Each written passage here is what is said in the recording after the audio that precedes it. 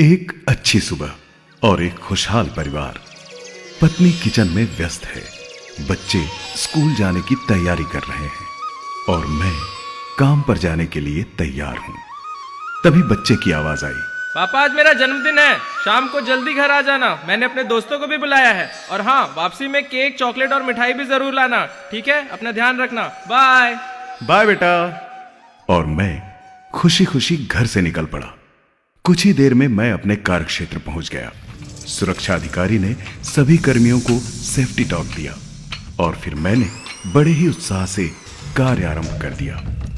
वैसे मेरे लिए यह कोई नया कार्य नहीं था। इस तरह के कार्य मैं पहले भी कई बार कर चुका था, इसीलिए मैं जल्दी से जल्दी कार्य संपन्न करके वापस अपने घर पहुंचना चाहता था, पर मैं नहीं पहुंच पाया। मैं दुर्घटनाग्रस्त हो गया। जब होश आया तो मैंने अपने आप को अस्पताल में पाया। मैं अपने बच्चों और परिवार से घिरा हुआ था। बच्चे गमगीन थे। पत्नी की अश्रुधारा लगातार बह रही थी। मैं तो हिल भी नहीं पा रहा था। मुझे बताया गया कि अब व्हीलचेयर ही मेरा सहारा है। मुझ पर तो जैसे दुखों का पहाड़ ही टूट पड़ा था।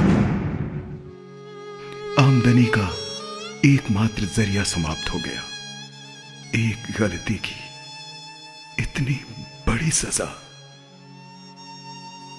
मन में रह रहकर बस यही सवाल उठ रहा था कि आखिर इन छोटे छोटे बच्चों की क्या गलती थी? इनकी परवरिश अब कौन करेगा?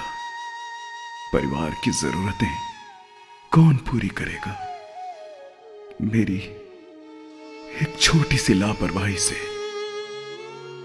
मेरा पूरा परिवार आज संकट में आ गया। मैं ही इन सब का दोषी हूं। हां, सिर्फ मैं ही इसका दोषी हूं। मन में ये भी सवाल उठने लगे कि आखिर क्यों मैंने कभी सुरक्षा प्रशिक्षण पर ध्यान नहीं दिया? क्यों सुरक्षा उपकरण पहनने में हमेशा लापरवाही बरती? क्यों कार्यस्थल में मौजूद खतरों को नजरअंदाज किया? और क्यों मैंने खतरों से निपटने के लिए साथियों और अधिकारियों की सहायता नहीं ली? तो क्या आप भी मेरी तरह लापरवाह और अति आत्मविश्वास से ग्रसित हैं? क्या आप भी मेरी तरह मूर्खतापूर्वक सुरक्षा नियमों को तोड़ते हैं? तो फिर क्या आप भी किसी बड़ी दुर्घटना के इंतजार में हैं?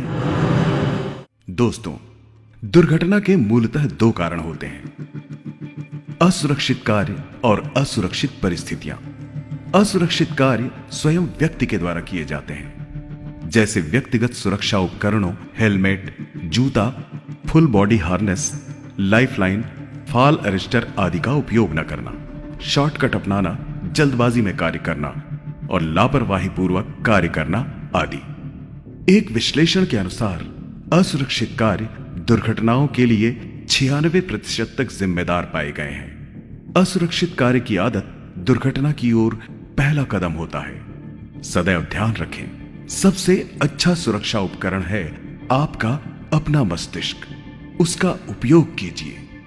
दुर्घटना का दूसरा कारण है असुरक्षित परिस्थितियां, जो कि बाह्य कारणों से निर्मित होती हैं, जैसे ऊंचाई के कार्य, बिजली, क्रेन, गैस, चलती हुई मशीनें, कन्वेयर बेल्ट, तप्त धातु एवं रसायन आदि के कार्य।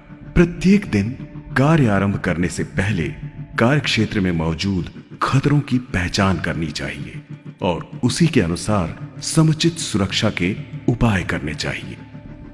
सदैव सतर्क रहें, सदैव सुरक्षित रहें। आवश्यकता इस बात की भी है कि हम नियर मिस प्रकरणों और पूर्व में घटित दुर्घटनाओं से कुछ सीखें और अपने कार्य व्यवहार में आवश्यक परिवर्तन एवं नियंत्रण करें, ताकि भविष्य में होने वाली दुर्घटनाओं की आशंका को भी रोका जा सके। दोस्तों, मेरी सुरक्षा मेरी स्वयं की जिम्मेदारी है। सुखमय जीवन का निर्माण सुरक्षा प्रथम की बुनियाद से ही शुरू होता है। अतः सुरक्षा को आत्मसात करें और उसे अपने आचरण में लाएं। हर रोज सुरक्षा की प्रतिज्ञा लें। घर, सड़क और कार्यक्षेत्र के हर कार्यकलाप में सुरक्षा को शामिल करें। सुरक्षा की चर्चा करें। इस तरह धीरे धीरे सुरक्षा आपकी आदत बन जाएगी। सदैव याद रखें, आपका जीवन आपके परिवार के लिए अनमोल है। आप सुरक्षित यानी आपका परिवार भी सुरक्षित। सुरक्षा अपनाइए और अपने कल को बचाइए। तो क्या आप तैयार हैं अपने जीवन को दुर्घटना मुक्त बनाने के लिए? यस। तो आइए मिलकर प्रण लेते हैं कि हम स्वयं अपनी, अपने साथियों की एवं कार्यक्षेत्र की संपत्ति की सुरक्षा करेंगे। अगर आप भी शून्य दुर्घटना की लक्ष्य प्राप्ति में सहयोग देना चाहते